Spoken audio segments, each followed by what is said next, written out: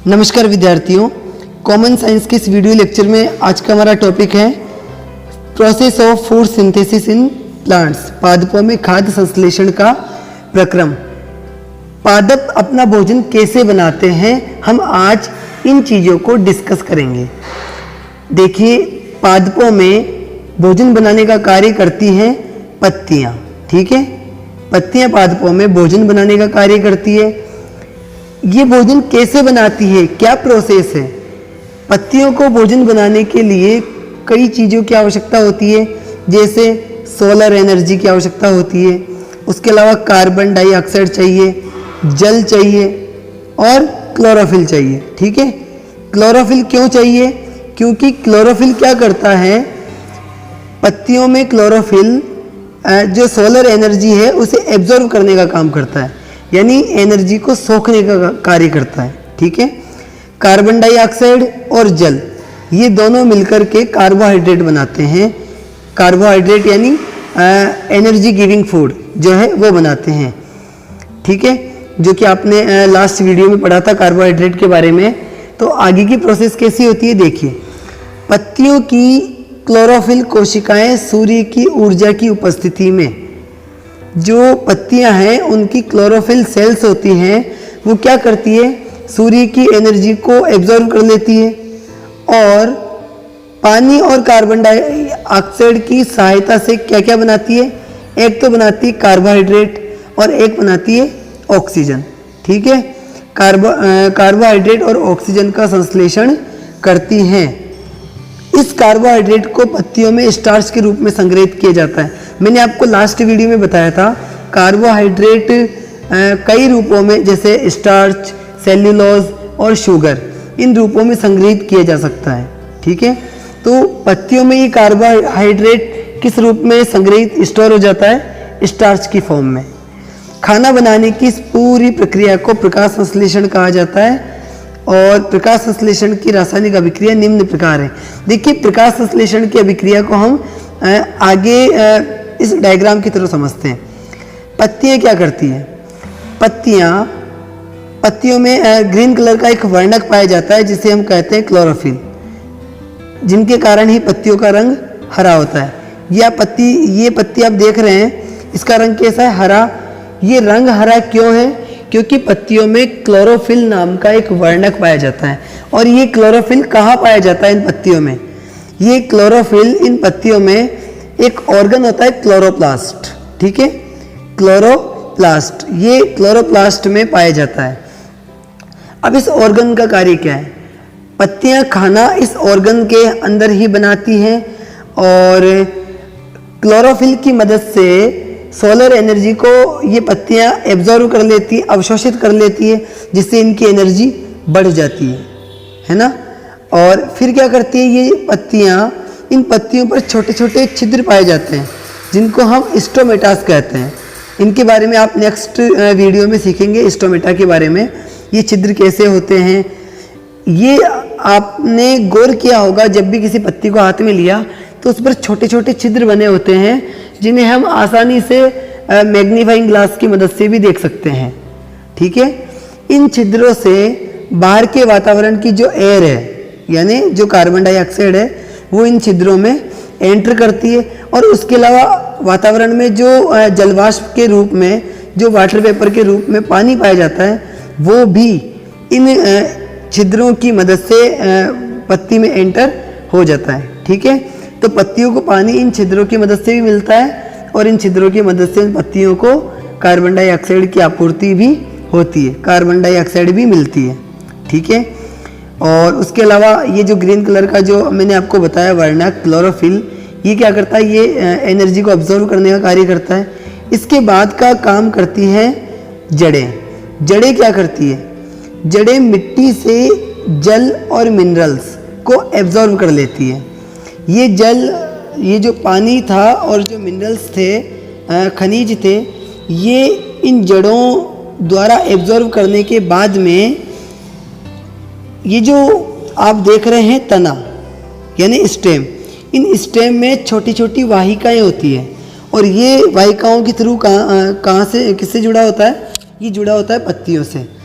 जड़ों में छोटी छोटी वाहिकाएं होती है जो तनों से भी जुड़ी होती है और तने के थ्रू वो किससे जुड़ी होती है, पत्तियों से भी जुड़ी होती है। ये देखो आप, ये छोटी छोटी वाहिकाएं नजर आ रही है आपको ब्लू कलर में, इन्हें कहते हैं वाहिकाएं। ठीक है, ये वाहिकाएं क्या करती है, ये जड़ों से मिनरल्स को, जड़ें जो मिनरल्स और वाटर एब्जॉर्ब करती है उन्हें ये जड़ें पौधे के विभिन्न अंगों तक पहुंचा देती है। ये इन वाहिकाओं का कार्य होता है। ठीक है, तो इस प्रकार से पत्तियों को क्या क्या मिल गया, उसे पानी भी मिल गया, कार्बन डाइऑक्साइड भी मिल गई और उसके अलावा इसको सोलर एनर्जी भी मिल गई। अब पत्तियों में क्या प्रोसेस होती है, भोजन कैसे बनता है, उसको हम इस इक्वेशन के थ्रू समझते हैं। पत्तियों को कार्बन डाइऑक्साइड मिल जाती है, जल मिल जाता है और सोलर एनर्जी मिल जाती है। ठीक है, इनके थ्रू वो बनाते हैं भोजन, और भोजन के रूप में क्या बनाते हैं, वो बनाते हैं ग्लूकोज। और ये ग्लूकोज किस फॉर्म में स्टोर हो जाता है, स्टार्च की फॉर्म में। ठीक है, ये ग्लूकोज किस टाइप का होता है, स्टार्च के जैसा। उसके अलावा ग्लूकोज के साथ साथ ऑक्सीजन गैस भी मुक्त होती है। ठीक है, तो पौधे जो पत्तियां हैं वो जल, कार्बन डाइऑक्साइड और सोलर एनर्जी की मदद से कार्बोहाइड्रेट और ऑक्सीजन का निर्माण करते हैं। ऑक्सीजन को वो वापस उन्हीं स्टोमेटा, उन्हीं छिद्रों के थ्रू वापस से वातावरण में छोड़ देते हैं। और और ये जो ग्लूकोज इन्होंने बनाया, जो कार्बोहाइड्रेट इन्होंने बनाया, उसको वो स्टार्च के फॉर्म में स्टोर कर लेते हैं और उसका फिर भोजन के रूप में यूज़ में उसे लेते हैं। इस सारी प्रोसेस को फोटोसिंथेसिस कहा जाता है, प्रकाश संश्लेषण कहा जाता है, क्योंकि प्रकाश की मदद से ये प्रक्रिया सफल हुई, इसलिए इसको प्रकाश संश्लेषण कहते हैं। अब आप समझिएगा इस थ्योरी को। पत्तियां पादपों में भोजन बनाने का कार्य करती है। पत्तियों की क्लोरोफिल कोशिकाएं सूर्य की ऊर्जा की उपस्थिति में पानी और कार्बन डाइऑक्साइड से कार्बोहाइड्रेट और ऑक्सीजन का संश्लेषण करती हैं।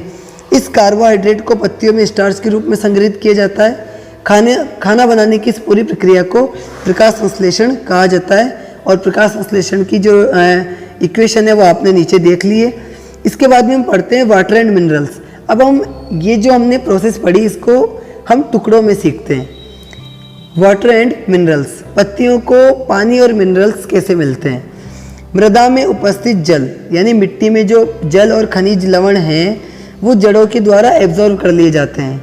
ये जड़ें नली के समान, जो इसको वेसल्स बोलते हैं इन्हें, नली के समान सूक्ष्म वाहिकाओं द्वारा तना यानी स्टेम, शाखाओं यानी ब्रांचेस और पत्तियों लीव्स से जुड़ी होती है। जो जड़ें होती है वो छोटे छोटे इन नलियों के थ्रू किससे जुड़ी होती है, स्टेम से, ब्रांचेस से और पत्तियों से जुड़ी होती है। जल एवं खनिज इन्हीं वाहिकाओं द्वारा पत्तियों तक पहुंचते हैं। जड़ों से होते हुए वाटर एंड मिनरल्स इन्हीं वेसल्स के थ्रू कहाँ पहुंचते हैं, पत्तियों तक पहुंचते हैं। ठीक है, तो ये तो पत्तियों को जल और खनिज, वाटर और मिनरल्स मिलने की बात हो गई। इसके बाद बात करते हैं क्लोरोफिल की, कि क्लोरोफिल का भोजन बनाने में क्या रोल है। पत्तियों में क्लोरोप्लास्ट एक ऑर्गन होता है, उसमें हरे रंग का वर्णक क्लोरोफिल उपस्थित होता है। ठीक है, जो सूर्य की एनर्जी को एब्जॉर्व करने में पत्तियों की मदद करता है। अगर आपसे पूछे क्लोरोफिल का क्या कार्य करता है, तो ये सोलर एनर्जी को एब्जॉर्व करने में मदद करता है। ठीक है, सूर्य की यह ऊर्जा एटीपी के रूप में संग्रहित होती है। एटीपी को आप नेक्स्ट जब आप बड़ी क्लास में आएंगे तब आपको सीखने को मिलेगा। सोलर एनर्जी एटीपी के रूप में स्टोर हो जाती है, जिसका यूज़ हम अभिक्रिया के विभिन्न चरणों में होता है। यानी जब रिएक्शन होती है कार्बन डाइऑक्साइड और जल की, ठीक है, किसकी उपस्थिति में, सोलर एनर्जी की उपस्थिति में, तब इस सोलर एनर्जी का यूज़ होता है खाना बनाने में। ठीक है, क्लोरोफिल के कारण ही पत्तियों का रंग हरा होता है। हाँ, अगर किसी पत्ती का रंग हरा है उसका मतलब ये है कि उसमें क्लोरोफिल प्रचुर मात्रा में पाया जाता है। जिन पत्तियों का रंग हरा नहीं होता है उनमें क्लोरोफिल प्रचुर मात्रा में पाया नहीं जाता है। अब हम थोड़ा सा एक बार इस डायग्राम को भी देख लेते हैं। डायग्राम में क्या है, जड़ों से वाटर एंड मिनरल्स एब्जॉर्ब कर जो जड़ें हैं वो वाटर और मिनरल्स को एब्जॉर्ब कर लेती है मिट्टी से। और कार्बन डाइऑक्साइड कहाँ से मिलती है? बाहर से मिलती है थ्रो स्टोमेटास, यानी जो छोटे छोटे रंध्र थे, जो छिद्र थे, उनके थ्रो। और उसके बाद में पत्तियाँ एनर्जी सनलाइट से इनको मिल जाती है एनर्जी। पत्तियाँ खाना बनाती है, खाना बना के और फिर वो क्या करती है, खाने के रूप में दो चीज़ें बनाती है, ग्लूकोज और ऑक्सीजन। ऑक्सीजन को ये वापस से वातावरण में छोड़ देती है और ग्लूकोज को अपने भोजन के रूप में यूज़ में ले लेती है। और इसी ग्लूकोज का वो यूज़ करती है अपने पौधे, जो पौधा है उसकी वृद्धि करने में, विकास करने में। ठीक है, इसके बाद बात करते हैं ये पत्तियों को मैंने आपको ये डायग्राम मैंने आपको समझा दिया है। ये है कि सोलर एनर्जी को एब्जॉर्ब कर लिया जाता है, कार्बन डाइऑक्साइड ले ली जाती है और फिर पानी ले लिया जाता है और सनलाइट मिल जाती है।